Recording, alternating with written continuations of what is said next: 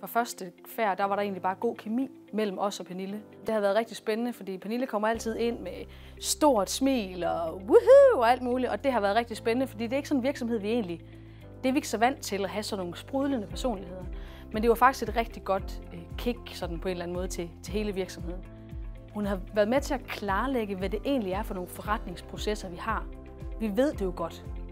Vi ved jo godt, hvad vi laver, men rent faktisk reflektere over det. At det, vi laver, er det smarteste. Og der har det helt sikkert været en enormt stor gave at få Pernille ind med de lean-værktøjer, fordi vi har fået ryddet op i alting. Og så er der ikke nogen tvivl om, at hendes faglighed er rigtig stærk.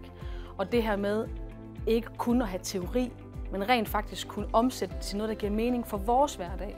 Det føles ikke som om, man blev underlagt et koncept. Det var tilpasset præcis den hverdag, vi står i. Vi havde brug for at kigge vores arbejdsprocesser igennem og finde ud af, jamen, ligger tingene rigtigt? Altså ligger arbejdsopgaverne de rigtige steder? Vi vidste også godt, at den opgave var for stor til, at vi selv kunne løse den. Vi blev nødt til at have hjælp udefra. Men det er der, hvor det har været så godt at have Pernille som konsulent, fordi hun har hjulpet os undervejs. Vi vidste godt fra starten, at vi havde brug for nogen til at holde os i hånden. Og det har Pernille i høj grad gjort. Så jeg kan i høj grad anbefale Pernille, fordi hun bare har den faglighed, der skal til, den viden og erfaring, der skal til, det er der slet ingen tvivl om.